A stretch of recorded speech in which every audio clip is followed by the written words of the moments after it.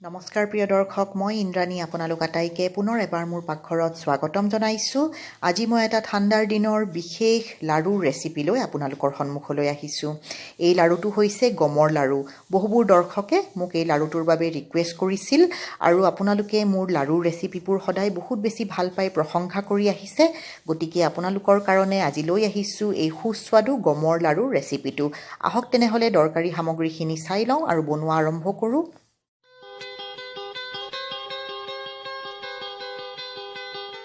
প্ৰিয় দৰ্শক, গমৰ লাড়ু বনাবৰ কাৰণে একাপ চেনি লৈছোঁ আৰু 4টা ইলাচি। এইখিনি মই একেবাৰে মিহিকৈ গুড়ি কৰি ল'ম একেলগে। 20-25টা কাজু বাদাম, 20-25টা আলমণ্ড বাদাম আৰু কাজুৰ যিটো কোৱান্টিটি সেইটো আপোনালোকে পচন্দ অনুসৰি কম বেছি কৰি ল'ব পাৰে। আৰু এয়া লৈছোঁ গেহুৰ আটা, ৰুটি খোৱা আটা, এয়া মই 2 কাপ লৈছোঁ। এতিয়া চেনিখিনি একেবাৰে মিহিকৈ গুড়ি কৰি ছাইডত ৰাখি দিলোঁ। আৰু আমাৰ আজিৰ লাড়ুৰ মেইন ইনগ্ৰেডিয়েণ্টটো হৈছে গম, এডিবল গাম বুলি যে কয়। যিকোনো ভাল গ্ৰ'চাৰী ষ্টৰত আপোনালোকে পাই যাব। এই গম মই 200 গ্ৰাম লৈ লৈছোঁ। এতিয়া পেনখনত প্ৰথমতে ঘি যোগ কৰি দিছোঁ। এয়া মই 1 কাপ ঘি লৈছোঁ, আধা কাপকৈ মই ইয়াতে যোগ কৰি দিলোঁ। 1 কাপ ঘি গৰম কৰি ল'ম। গেছৰ ফ্লেমটো একেবাৰে চিমত ৰাখি ইয়াতে অলপকৈ গম দি গমখিনি ভাজি ল'ম। মনত ৰাখিব, গম দিয়াৰ আগতে ঘিখিনি যাতে বহুত বেছি গৰম নহয়, নহ'লে গম যোগ কৰাৰ লগে লগে একেবাৰে জ্বলি যোৱাৰ চান্স থাকে আৰু ভিতৰলৈকে ভালকৈ নিসিজিব। আৰু গমখিনি যদি ভিতৰলৈকে ভালকৈ নিসিজে তেতিয়াহ'লে আপুনি ভাঙিব দিগদাৰি পাব। অলপকৈ দি গমখিনি গোটেইখিনি গম মই ভাজি ৰেডি কৰি ল'লোঁ। গমখিনি ভাজোঁতে 2-3 মিনিট সময় লাগি যায়, কাৰণ গেছৰ ফ্লেমটো একেবাৰে চিমত ৰাখিব লাগিব। এটা গম মই আপোনালোকক দেখাই দিছোঁ, সুন্দৰ ক্ৰিস্পি হৈছে। এয়া চাওক, ভাঙি দিওঁতে একেবাৰে ভালদৰে গুড়ি হৈ গৈছে। ইয়াৰ মিনিংটোৱে হ'ল যে গমখিনি খুব ভালদৰে মোৰ ভাজা হৈ গৈছে। ছাইডত ৰাখি দিলোঁ। এতিয়া কাজু বাদামখিনি মিহিকৈ কাটি ৰেডি কৰি ৰাখি দিম। আপোনালোকে মন পচন্দ অনুসৰি আৰু কিবা যদি ড্ৰাই ফ্ৰুটছ ভাল পায় যোগ কৰিব পাৰে, কথা নাই। মই কাজু আৰু বাদাম দিছোঁ। এতিয়া গেছৰ ফ্লেমটো একেবাৰে চিমত ৰাখি কাজুখিনি অকণমান ৰঙচুৱা হোৱালৈ ভাজি ল'লোঁ। লগতে আলমণ্ড বাদামখিনিও ভাজি ল'ম। এইদৰে ভাজি ল'লে টেষ্টটো বৰ বঢ়িয়া লাগে। আপোনালোকেও লাড়ুত এইদৰে ড্ৰাই ফ্ৰুটছ দিলে ভাজি ব্যৱহাৰ কৰিব। এইখিনি হৈ গ'ল, ছাইডত ৰাখি দিম। এতিয়া ৰৈ যোৱা ঘিখিনিত মই আৰু ঘি যোগ কৰা নাই। ৰৈ যোৱা ঘিখিনিত গেছৰ ফ্লেমটো একেবাৰে চিমত ৰাখি আটাখিনি যোগ কৰি দিছোঁ। আৰু এতিয়া ভালদৰে লৰাচৰা কৰি থাকি আটাখিনিৰ পৰা সুন্দৰ এটা সুগন্ধ ওলোৱালৈকে ভাজি থাকিব লাগিব।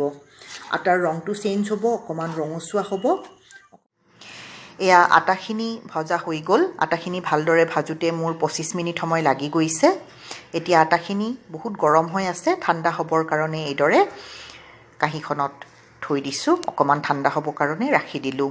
এতিয়া গমখিনি এইদৰে মই গুড়ি কৰি ল'ম। অতি সহজে গুড়ি হৈ যায়।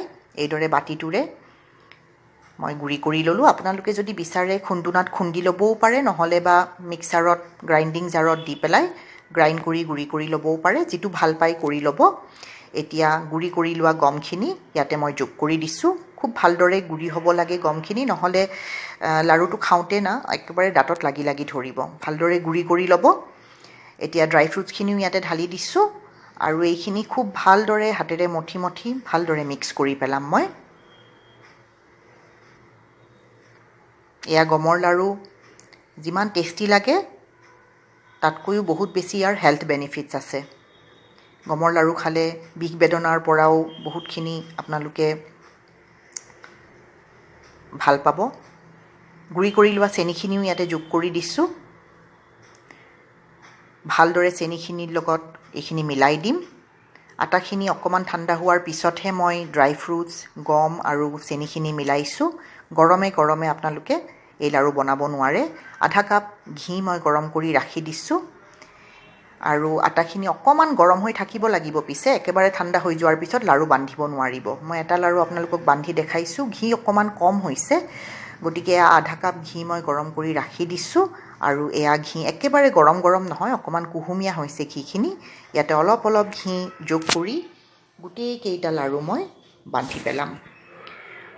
লাৰুৰ সাইজটো আপোনালোকে ভাল পোৱা হিচাপত সৰু ডাঙৰ কৰি ল'ব মই মিডিয়াম আকাৰৰ লাৰু বনাইছোঁ এই লাৰু ৰাতিপুৱাৰ সময়ত ঠাণ্ডাৰ দিনত আধা কাপ গাখীৰৰ লগত যদি এই লাৰু আপোনালোকে খায় বা চাহ কাপৰ লগত ৰঙা চাহ কাপৰ লগত যদি এই লাৰু খায় বহুত বেছি ভাল লাগে যিমান টেষ্টি হয় তাতকৈ বহুত বেছি ইয়াৰ হেলথ বেনিফিট আছে ঠাণ্ডাৰ দিনত বিশেষকৈ গমৰ লাৰু খোৱাটো বহুত উপকাৰী হয় ঘৰৰ সৰুৰ পৰা ডাঙৰলৈ এই লাৰু কেইটা খোৱাটো যথেষ্ট ভাল নিশ্চয় বনাব খাব আৰু এই লাৰু এবাৰ বনালে ঠাণ্ডাৰ দিনত 2-3 মাহ সময় ভালে থাকে এবাৰ ঠাণ্ডাৰ দিনৰ আৰম্ভণিত আপোনালোকে যদি এই লাৰু বনায়